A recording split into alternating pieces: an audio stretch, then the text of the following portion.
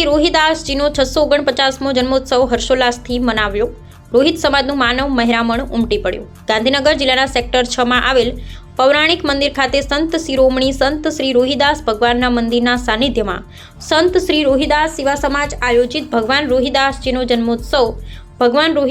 જન્મોત્સવ મહાસુદ પૂનમના પવિત્ર દિવસે 649મો જન્મોત્સવ હર્ષોલ્લાસથી ઉજવવામાં આવેલ। મંદિર ખાતે સંત શ્રી રોહિદાસ સેવા સમાજ ગુજરાત દ્વારા જન્મોત્સવનું આયોજન કરવામાં આવેલ।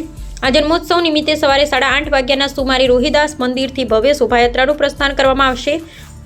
શોભાયાત્રા સંત શ્રી રોહિદાસ સેવા સમાજ સમિતિ ગાંધીનગર દ્વારા આયોજન કરવામાં આવેલ છે, જેમાં સર્વરોગ નિદાન કેમ્પનું આયોજન પણ કરવામાં આવેલ।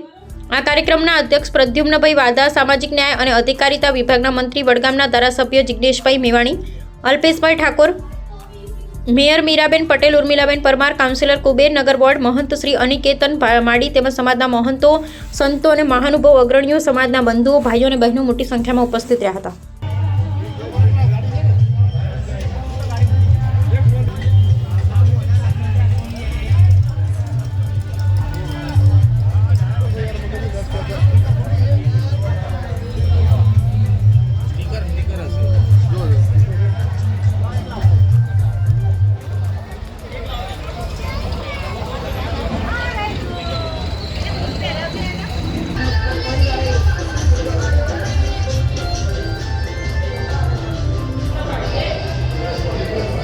वगैरह किधर जेला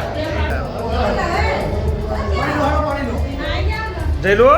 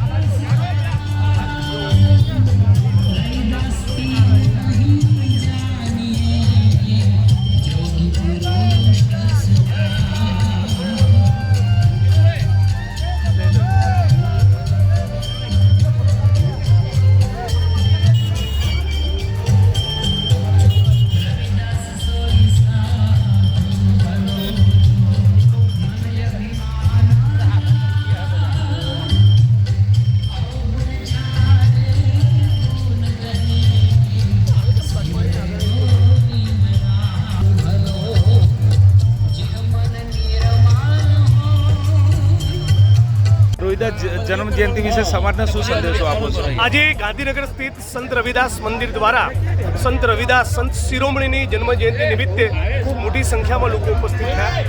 मूળ संत रविदास ने કે સંત કબીર ને કોઈ પણ આવા સંતોને યાદ કરવાનો મતલબ એ છે કે દેશ અને દુનિયામાં માનવતાનો સંદેશો ફેલાય અને જાતિ વિહીન સમાજની રચના થાય। જો ભારતીય સમાજ, જો તમે ને હું જ્ઞાતિ, ગોળ, પરગણા, પેટા જ્ઞાતિના વાડામાં વહેંચાયેલા રહેવાના હોય તો ના આપણે કબીરને ઓળખી શક્યા છીએ, ના આપણે રવિદાસને। અને એટલા માટે જ્યારે સંત રવિદાસ કહે છે કે એસો ચાહુ રાજ મેં જहाँ મિલે સભન को अन्न। રોહિત સમાજ को नहीं कहता, દલિત સમાજ को નથી કહેતા, શું કહે છે? આખી માનવ સભ્યતાને, એટલે એ સમાનતા માટે જો આપણે લડવાના હોઈએ તો સંત રવિદાસને સમજ્યા છીએ। એટલે ગોળ, પરગણાના, પેટા જ્ઞાતિ તોડવું એ જ આ સ્થાનક ઉપર આવવા માટેનો સાચો તમારો સંકલ્પ હોવો જોઈએ।